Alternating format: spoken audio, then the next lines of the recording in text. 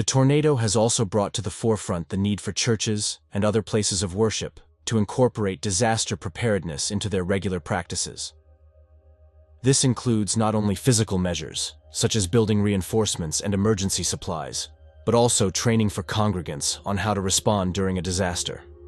Churches may begin to host regular disaster preparedness workshops and drills, ensuring that their members are equipped with the knowledge and skills needed to stay safe. These practices can help build a culture of preparedness within faith communities, making them more resilient in the face of future disasters. There may also be a shift towards more collaborative efforts between different faith communities. The shared experience of disaster can serve as a unifying force, prompting greater interfaith cooperation in disaster response and recovery efforts. Such collaborations can enhance the overall capacity of communities to respond to emergencies and provide support to those in need. Furthermore, the event may lead to an increased emphasis on the role of faith in coping with trauma and rebuilding lives. Pastors and religious leaders may focus more on providing spiritual guidance and support to help their congregants navigate the aftermath of the disaster. This can include offering counseling services, creating support groups, and fostering a sense of hope and resilience through faith-based teachings. The broader social reflections following the tornado will likely focus on the themes of vulnerability, resilience, and community solidarity. The event has exposed the fragility of human life in the face of natural forces, prompting a collective reassessment of priorities and values. There may be increased dialogue about the role of government and community organizations in ensuring public safety and preparedness. Public expectations for effective and timely disaster response may rise, leading to calls for greater accountability and transparency from authorities. The event may also inspire a renewed sense of civic responsibility and engagement. As people come together to support one another, there may be a stronger emphasis on community service and volunteerism. This collective effort to rebuild and recover can strengthen the social fabric and foster a sense of unity and purpose. In the long term, the tornado may serve as a powerful reminder of the importance of environmental stewardship. As communities reflect on the root causes of such disasters, there may be a greater commitment to sustainable practices and policies that protect the environment and mitigate the impacts of climate change. The sudden and devastating tornado that struck the church brings to mind several biblical passages that speak to natural disasters and their spiritual significance. In the Old Testament, events like storms, earthquakes, and floods are often depicted as acts of God, serving as signs or tests of faith. For instance, the story of Noah's Ark in Genesis 6-9 describes a great flood sent by God to cleanse the earth of wickedness. Noah's faith and obedience in building the ark saved him and his family, emphasizing the importance of trust in divine guidance. Similarly, the story of Job highlights how natural disasters can test one's faith. Job 1:19 recounts how a great wind struck the house where Job's children were, causing it to collapse and kill them. Despite this immense tragedy, Job's faith remained steadfast, and he is ultimately rewarded for his perseverance. These stories offer a framework for understanding the recent tornado as a test of faith and a call to trust in God's plan. The tornado can also be seen as a symbol of both destruction and renewal, a theme that is prevalent throughout the Bible. In Isaiah 29:6, the prophet speaks of the Lord coming with thunder, earthquake, and great noise, with storm, tempest, and the flame of a devouring fire.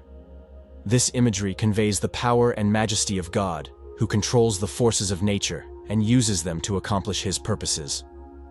In Matthew 24, Jesus provided one of those signs to identify the generation that will witness his return to earth.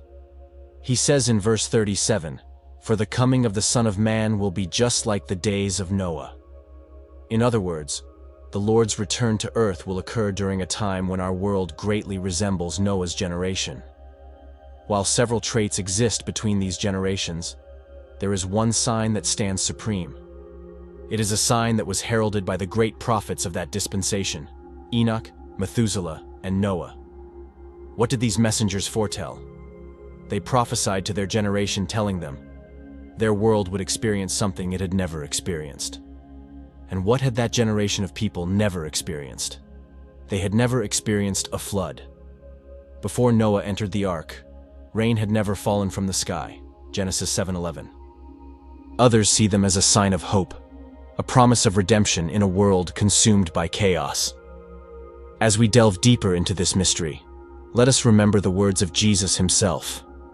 I am the Alpha and the Omega, the first and the last, the beginning and the end. Revelation 21:6. In his presence, there is peace, and in his words, there is truth. Together we will seek answers to the questions that haunt us, and together we will find hope in the midst of despair. For the end times may be near, but with faith as our guide, we need not fear the darkness that lies ahead. My friends, brace yourselves for a revelation that will shake the very core of your beliefs. The skies above Jerusalem have unleashed a symphony of terror, a cacophony of sounds that defy explanation and strike fear into the hearts of all who hear them. Picture the scene. A sensitive and contested landscape where every breath is a struggle and every moment fraught with danger. And then, amidst the chaos, the heavens themselves began to wail. Must be said again and again, sadly, these strong storms are becoming more common because of our earth changing. Storms, floods, earthquakes. They remind us of God's immense power and majesty. Just like the beauty of Persian Gulf reflects his creation, these powerful weather events can leave us speechless. Even in the midst of challenges, we can find moments of wonder and appreciation for God's design. We need to take care of our planet, just like God asks us to care for each other. The recent storm reminds us of God's immense power over nature. While the cause is beyond our immediate understanding, these events can lead us to contemplate God's majesty. The Bible tells us God is both a loving God and a just God. He desires a relationship with us, but sin separates us from him. Perhaps the most serious aspect of sin is that it is the only thing that separates us from God. Because God is holy, sin cannot dwell in his presence. Thus, it is the reason why it separates us from him. Romans 8 talks about what can separate us from the love of God. The argument Paul was making is that there is nothing and no one that could ever separate us from God's love. Nothing that happens to us or is done to us will ever keep us from God's love. However, while nothing outside of us can separate us from God's love, the choices we make can. Meaning that if we choose to live in sin and continue in sin, we will ultimately be separated from God's love. Remember, God is holy. My friends, God's not playing around in the Old Testament. His anger towards sin isn't some random outburst. It's a holy response to evil. Take, for example, Exodus 22:24. God tells Israel, "Don't mistreat foreigners living among you, because if you do, I will hear their cries, and my anger will burn. You'll be killed, your wives widowed, and your kids left with no father." This verse shows how seriously God takes sin. Remember Adam and Eve? God warned them, "Eat that fruit, and you die." Genesis 2:17. Death entered the world because of Adam's sin, and sin has always triggered God's righteous anger. Even before the word wrath is used in the Bible, we see it in action. Death itself is God's consequence for sin, as Romans 5:12-21 tells us. Let's face it, life is short. It's a consequence of God's wrath against sin that hangs over all of us. Every graveyard is a constant reminder. Sin separates us from God and leads to death. That's why we need a Savior. The good news is, there's an escape. In the Old Testament, we see glimpses of God's anger towards sin. Remember Adam and Eve getting kicked out of Eden? Genesis 3. Or the Great Flood? Genesis 6:9. These are all examples of God's holiness. He can't tolerate sin forever, but he's also merciful. So why did God flood the world? The story of Noah and the flood is one that many of us grew up hearing about in Sunday school. But even those who did not have any religious education growing up have likely heard about the story of the flood. It is probably one of the best-known stories in the Bible, although not well understood. And it is also one of the more controversial. Was this an actual worldwide event, a more localized event, or simply a mythic story? Answering that question is beyond the scope of this article. But I do want to look at the purpose of this flood. Why did God choose to destroy the world of Noah's day in a cataclysmic flood? The story of the flood. The story of the flood is told in Genesis chapters 6-9. This passage starts with a strange description of the sons of God and daughters of men seemingly producing the Nephilim. Mixed in with this is God's response to the wickedness of the world and his determination to destroy it all. Following this was God's instruction to Noah to build a large boat and take on board pairs of all the animals. God was going to be sending a massive flood that would destroy all terrestrial life not on board the ark. So, Noah built the boat and loaded the animals that God brought to him. No sooner was this done than the rain began, and the springs erupted. It rained for 40 days, and the ground was flooded for over a year. Finally, the water subsided enough for everyone to come out of the ark. Noah offered a sacrifice, and God responded by committing himself to never again destroy the earth by flood. Why did God save Noah and his family? A consistent theme woven throughout history is God's perfect justice, not only in faithfully punishing sin, but also in faithfully rescuing the few who trust in him.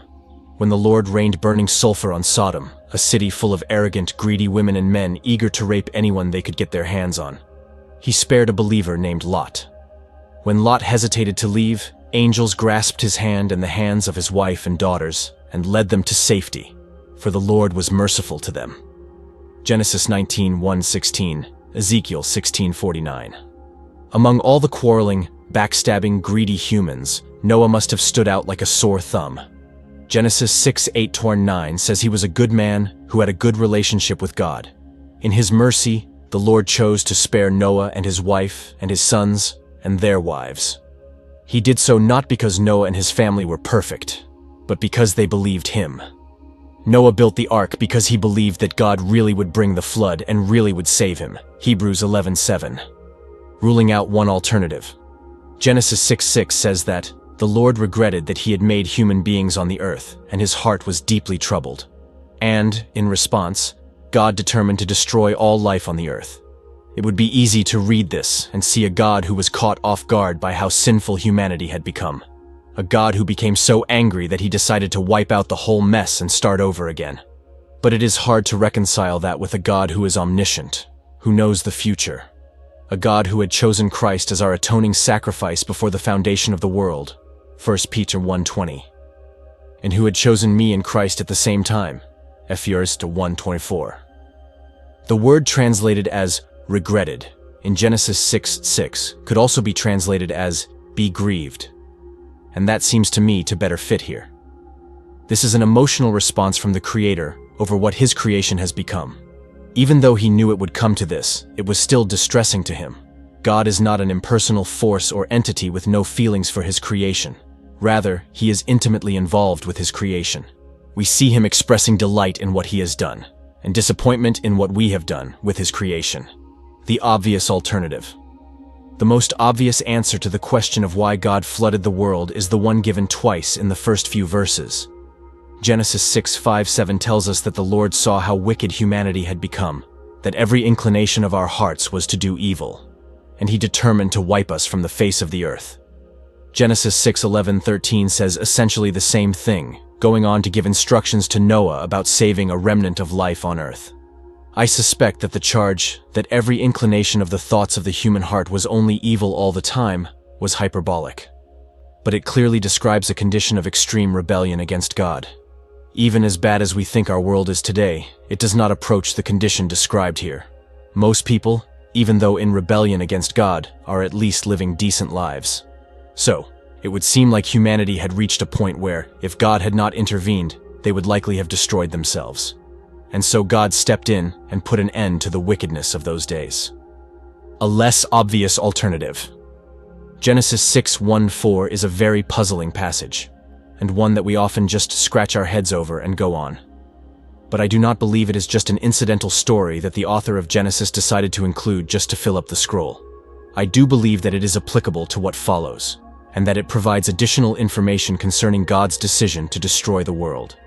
In these first 4 verses, there are 3 specific groups mentioned: the sons of God, the daughters of humans, and the Nephilim. Who are these 3 groups? One common response is to identify the sons of God as the descendants of Seth, and those who call on the name of the Lord, Genesis 4-26. The daughters of humans would then be the descendants of Cain, and the Nephilim would simply be their offspring. But I believe a more likely explanation identifies the sons of God as being the same group mentioned in Job 1:6 and Job 2:1. In Job, the NIV translates sons of God as angels.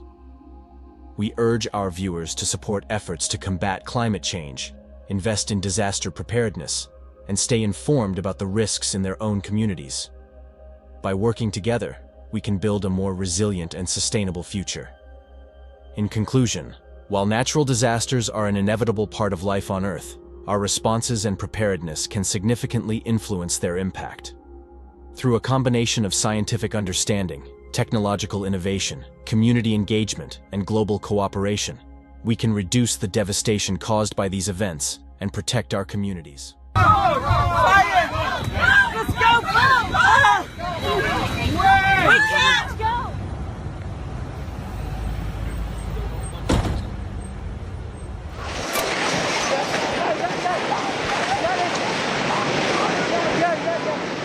Just an hour ago, America was shaken by an incident so startling that it has left Christians across the nation in a state of shock.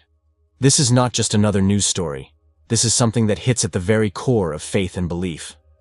The event that unfolded is one of unprecedented magnitude. An incident captured on video has surfaced, sending ripples of astonishment and concern through Christian communities everywhere. What happened? Why is it causing such a stir? And what does it mean for Christians across the country? Imagine waking up to a world where your faith is suddenly tested by an unexpected event. What if this incident challenges the very foundations of what you believe? What if its implications are far-reaching, not just politically but spiritually as well? Stay with us as we dive deep into the details of this terrifying incident. But before we get into the specifics, we want to hear from you. How do you feel about the current climate in our states? Do you think incidents like this are becoming more frequent? Share your thoughts in the comments below, and let's create a dialogue around these crucial issues. As we prepare to dive into the details of the incident, keep these questions in mind. The story you are about to hear is not just another news headline. It's a narrative that touches on faith, community, and the very essence of what it means to navigate through turbulent times as a believer. Now let's move on to where we will provide a detailed description of the incident and the immediate reactions from the Christian community. Stay tuned, because what you are about to discover will leave you questioning and reflecting deeply. Everywhere. This is crazy. Yo, look at the fucking thing. Look at it. Look at it. Look, oh my god.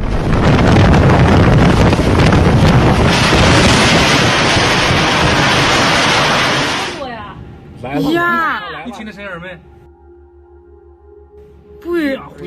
Really sounding the alarm bells about what this upcoming hurricane season could become. And of course, tomorrow is the official start of the hurricane season. Where do we look for development this time of the year?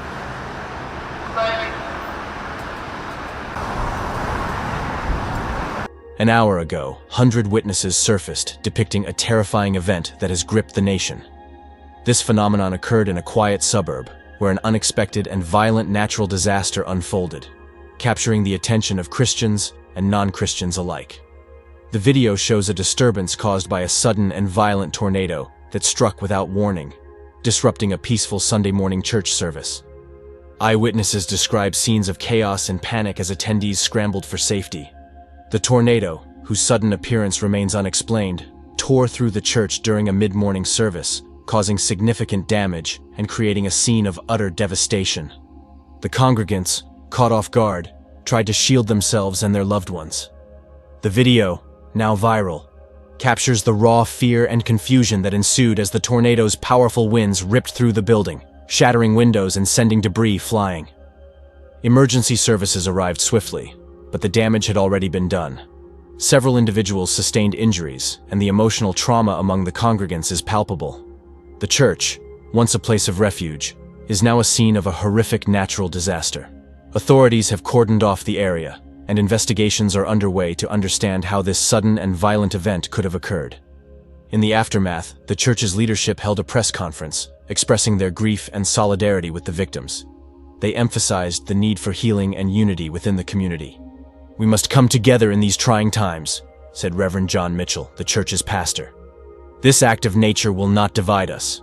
It will strengthen our resolve to support one another." The tornado's impact was felt not only at the church but throughout the surrounding neighborhood. Homes were damaged, trees were uprooted, and power lines were downed, leaving the area without electricity. Local schools and businesses have closed temporarily as the community begins the long process of recovery. Emergency response teams have set up shelters and are providing food, water, and medical assistance to those affected. The National Weather Service is investigating the unusual nature of the tornado as it struck in a region not typically prone to such violent storms. Meteorologists are analyzing data to understand the sudden formation and intensity of the tornado. Community members are rallying together to support one another. Volunteers are organizing cleanup efforts, and local businesses are donating supplies. Despite the devastation, there is a strong sense of resilience and determination to rebuild. "This is our home, and we will get through this together," said one resident. The Christian community has reacted with a mix of shock, fear, and resilience. Prominent Christian leaders have called for unity and prayer in these trying times. Social media is flooded with messages of support and solidarity, as well as calls for increased safety measures at places of worship. Churches across the country are now on high alert, with many holding emergency meetings to discuss safety protocols and ways to protect their congregants from future natural disasters. Pastors and priests are delivering sermons of hope and resilience, urging their followers to stay strong in their faith despite the adversity. Online, hashtags like #pray for our church and #faith in adversity are trending, as people from all walks of life express their support. Influential figures within the Christian community are using their platforms to call for peace and resilience. Bishop Karen Jenkins tweeted, "In times of darkness, we must be the light. Let us stand together and support our brothers and sisters in Christ." Christian organizations are mobilizing to offer support to the affected church. Donations are pouring in to help cover medical expenses for the injured and to repair the damages to the church building. Volunteers are organizing prayer vigils and community support events to help the congregation heal. The response from the Christian community has been overwhelming. Church groups from across the country are sending aid and volunteers to help with the recovery efforts. Prayer chains have been established, and special services are being held to offer support and encouragement to those affected. Christian media outlets are covering the event extensively, highlighting stories of heroism and compassion. One such story is of a youth pastor who helped evacuate children from the church's daycare center during the tornado, ensuring their safety. His bravery has been widely praised and has become a beacon of hope for many. In addition to prayers and donations, there are calls for legislative action. Some Christian leaders are advocating for improved disaster preparedness and response plans for places of worship. They argue that while faith provides strength, practical measures are necessary to prevent such tragedies in the future. Christian scholars are also reflecting on the theological implications of natural disasters. Many are drawing parallels between this event and biblical stories of trials and tribulations, emphasizing the importance of faith and perseverance. In times of crisis, our faith is tested, and it is through these trials that we grow stronger, said Dr. Samuel Johnson, a theologian. This event is particularly shocking for Christians because it occurred in a place that is supposed to be a sanctuary, a safe haven for worship and reflection. The church, a symbol of peace and faith, was turned into a scene of violence and terror by a natural disaster. This violation of sacred space resonates deeply with believers, evoking a sense of vulnerability and insecurity.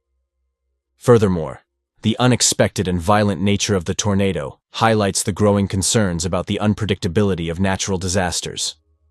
For many Christians, this event is a stark reminder of the challenges they face in practicing their faith freely and without fear. Historically, churches have been places where communities come together to find solace and strength. The sanctity of these spaces is deeply ingrained in the Christian faith. An attack on a church, whether by human hands or natural forces, is not just an attack on a building. It is an assault on the very heart of the community. This event has shaken the foundational beliefs of many, causing a ripple effect of fear and anxiety. Moreover, this disaster comes at a time when discussions about climate change and its impacts are becoming increasingly urgent. There is a growing perception among some Christians that these events are signs of the times, prompting reflections on biblical prophecies and the state of the world. This event, therefore, serves as a painful reminder of the vulnerability of religious communities in today's world. This event has left a lasting impression on the Christian community, not only because of the physical destruction, but also because of its symbolic significance. The church is often seen as a fortress of faith, a place where believers can seek refuge from the storms of life. When a natural disaster breaches this sanctuary, it challenges the sense of safety and divine protection that many hold dear. The suddenness of the tornado has also raised questions about preparedness and resilience. Churches, like many other community institutions, must now consider how to better protect their congregants from natural disasters.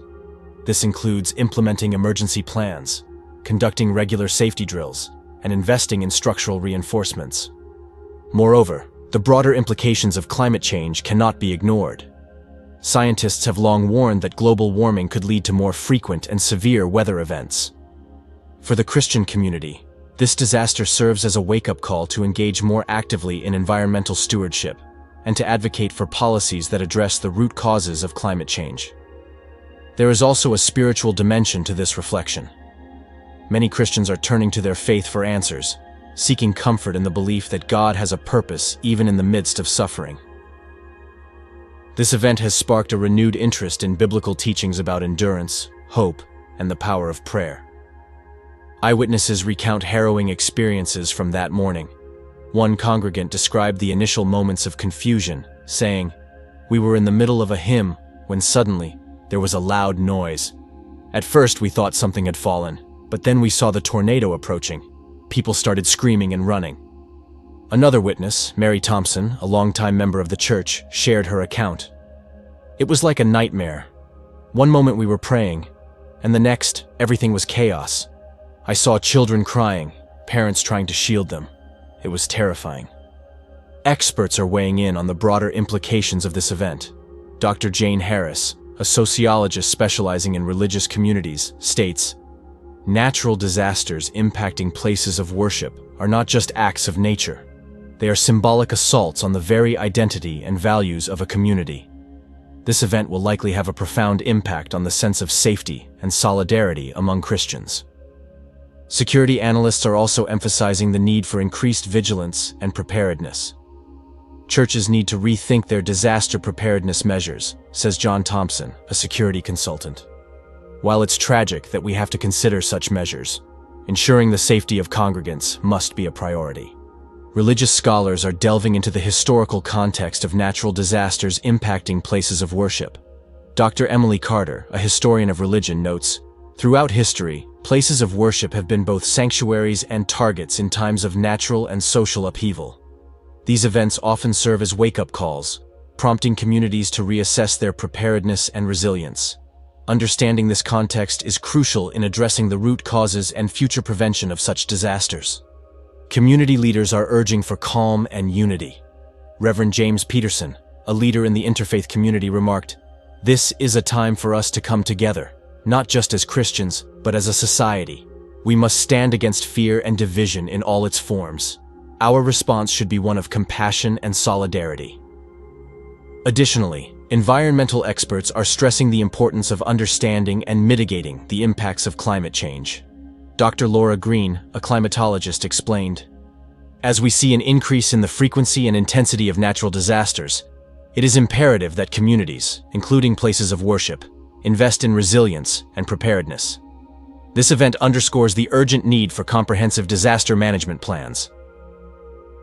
Eyewitnesses continue to share their stories, providing a vivid picture of the event. One teenager, who was attending the service with her family, described how they huddled together in a corner of the church, praying for safety as the tornado roared outside.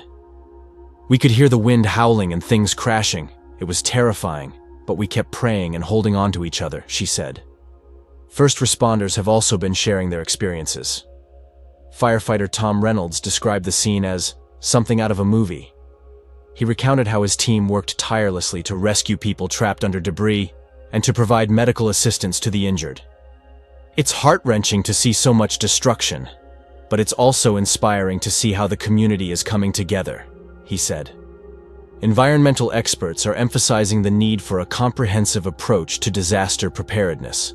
Dr. Sarah Collins, a climate scientist, explained, we need to recognize that these events are becoming more common and more severe. It's crucial that we invest in infrastructure, education, and policies that can help mitigate the impact of such disasters. Psychologists are also weighing in on the long-term effects of such traumatic events. Dr. Lisa Miller, a trauma specialist, noted, "Survivors of natural disasters often experience a range of emotions, from fear and anxiety to grief and anger.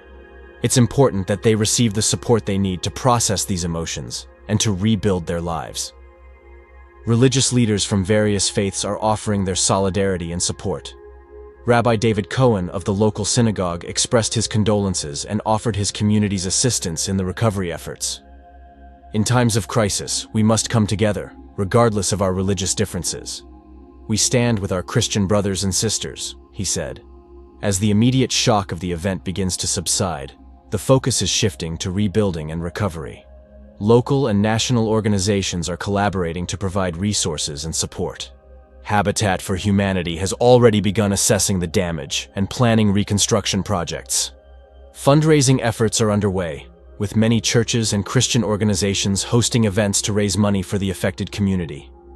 Concerts, bake sales, and charity auctions are being organized, with all proceeds going towards rebuilding the church and supporting the victims. Counseling services are being offered to help individuals cope with the emotional aftermath. Churches are opening their doors to provide safe spaces for reflection, prayer, and counseling. Support groups are being formed to help those who are struggling with trauma and loss. Education and awareness campaigns are also being launched to improve disaster preparedness. Workshops on emergency planning, first aid, and mental health are being offered to the community. These initiatives aim to empower individuals with the knowledge and skills they need to respond effectively to future disasters. The sudden and violent tornado that struck the church has broader implications beyond the immediate devastation.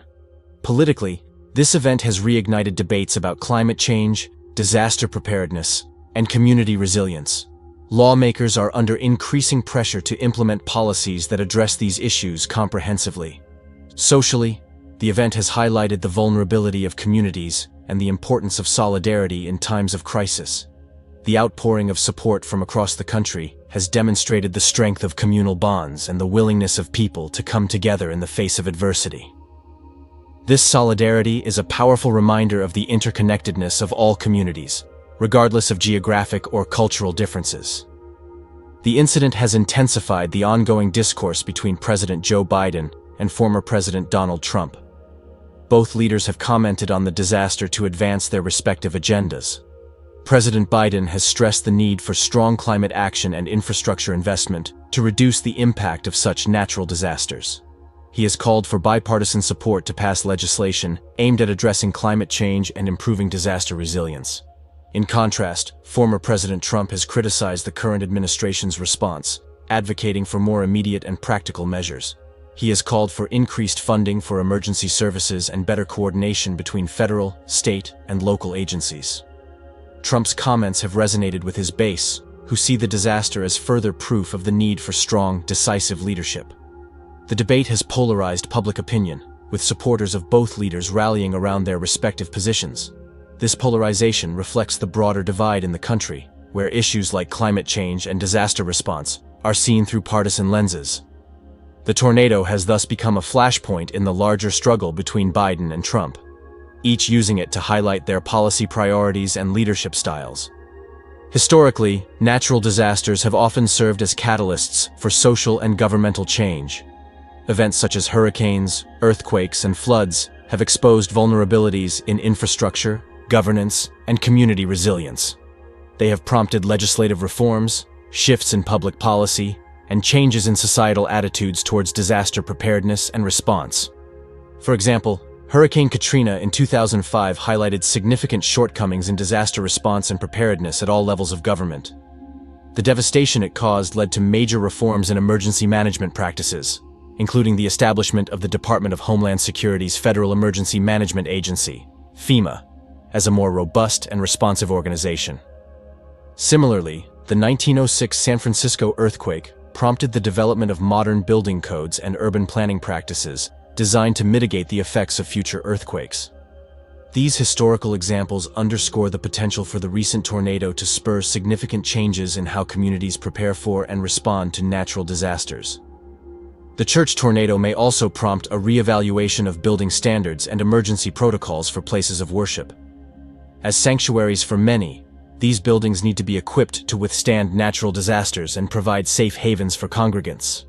Historical precedents suggest that significant events like this can lead to lasting changes in policies and practices aimed at enhancing community resilience.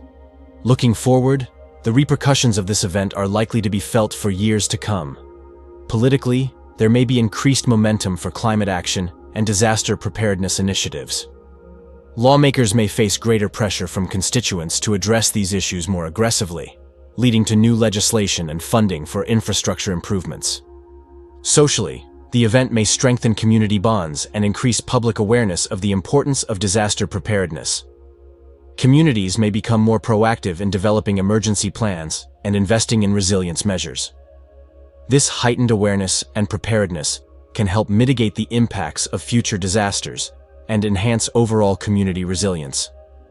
For the Christian community, this event may lead to a deeper engagement with issues of environmental stewardship and social justice. Many Christian leaders are already calling for a more active role in addressing climate change and its impacts. This disaster may serve as a catalyst for greater involvement in advocacy and action on these fronts. Additionally, there may be a renewed focus on mental health and trauma support within faith communities. The emotional and psychological impacts of such a traumatic event cannot be overlooked. Providing adequate support for those affected will be crucial in helping them heal and rebuild their lives. The tornado has also brought to the forefront the need for churches and other places of worship to incorporate disaster preparedness into their regular practices.